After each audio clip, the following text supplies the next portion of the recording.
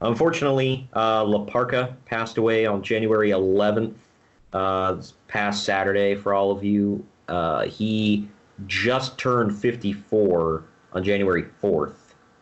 So this was bad all the way around. La Parka, this was not, and I'm seeing this all over social media. People are confused, and I get it. If you don't follow Mexican wrestling, it's easy to, mess this up. This is not the La Parka from WCW. This is That the newer La Parka. Yes, this is Triple A's La Parka. Apparently, there was a legal thing years ago because while La Parka was in WCW, he was still under a Triple A contract.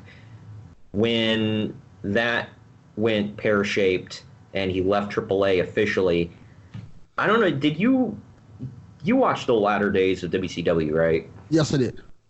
Did you notice his costume got changed up a little bit and his mask? Yeah, they changed it up a little bit, but I can answer why that happened. Well, yeah, it was it was legal stuff, right? Because he left AAA.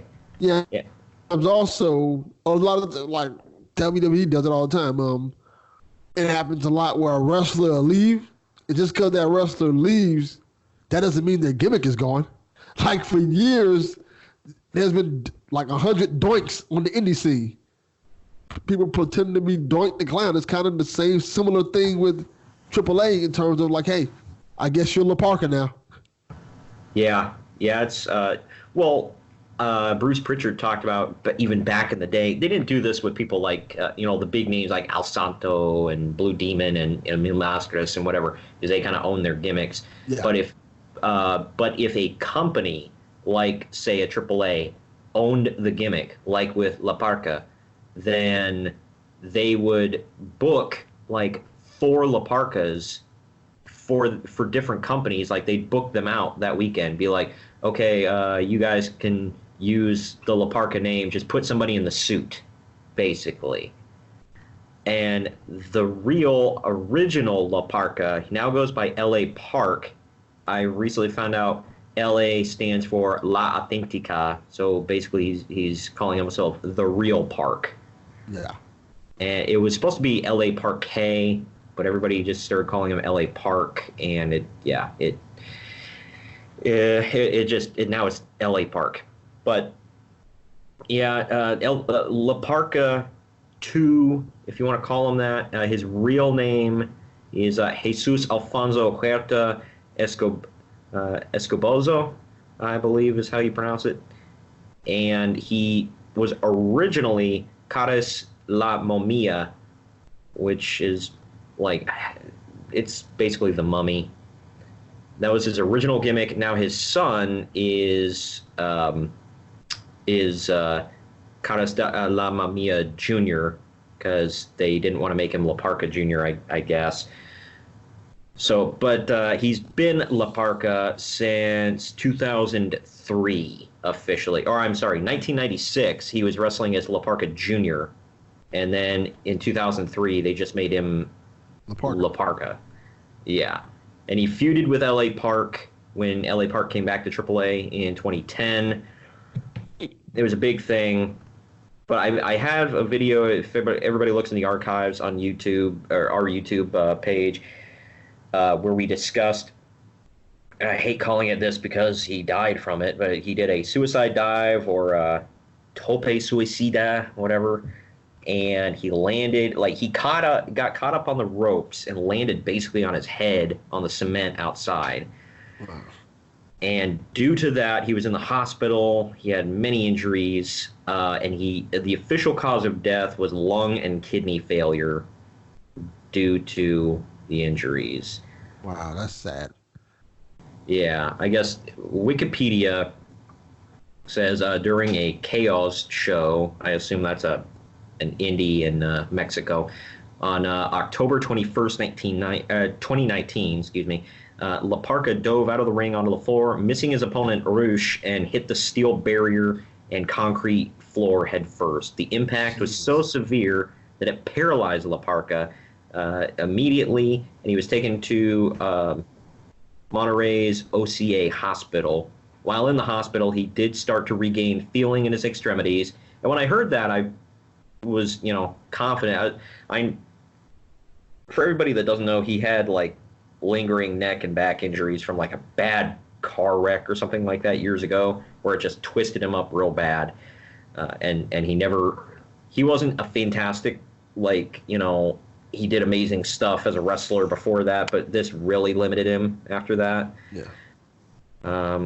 But either way, early the next morning, he underwent surgery for his neck and cervical fractures, as well as to relieve pressure to parts of his upper body.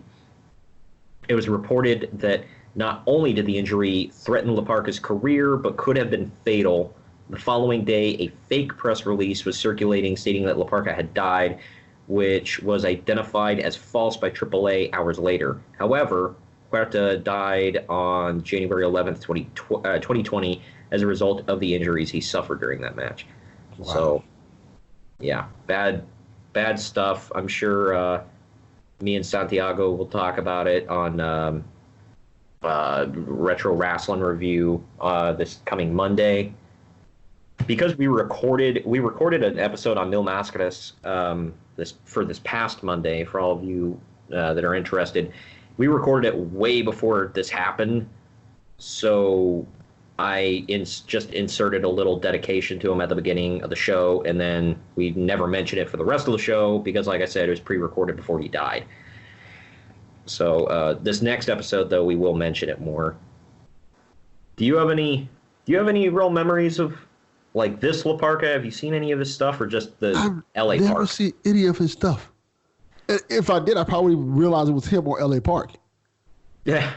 Well, I will tell you, like, Santiago and I talked about this. He was like, I'm not a La Parka fan, because he said, I'm an LA Park fan, but not a La Parka fan, because he's like, LA Park has, the reason he's still successful and still a big name in wrestling today is because he evolved, he changed, he's still LA Park or La Parka or whatever you want to call him, but he's different. Whereas this La Parka is doing the same shtick that the last La Parka was doing back in the early 90s. And he never changed. He's never really evolved. He's the same. I'm going to come out, do my little dance and act like I'm playing a guitar on the chair, and I'm only going to do a couple moves and be funny. Like, that's about it. And don't get me wrong, he was still really popular in Mexico. But I don't know. I've never seen one of this, and I'm not burying a dead guy here. I'm not trying to anyway. Not at all. I've never seen one of this La Parka's matches that I've been like, holy crap, that was good. You got to go out of your way to see it. Although there is one, I will suggest to you, it is on YouTube, and I suggest this to somebody on Twitter. It's not because of the quality of the match, but it's just like, it's wild. Freaking extra as hell. It's the main event of, I want to say, Triple Mania 13, back when Antonio Pena, the founder of AAA, was still alive. It was La Parka versus Cibernetico in the main event, mask versus mask. My God, like, just everything. Like, Abismo Negro came out and got taken out by the heels, like those dirty, rotten heels, and he had to be stretchered out. They put him in an ambulance. Antonio Pena hops on the back of a motorcycle, chases down the ambulance, and then drives Abismo Negro back to the arena. Like, it just crap's going off all over the place. It's nuts. That sounds like a telenovela.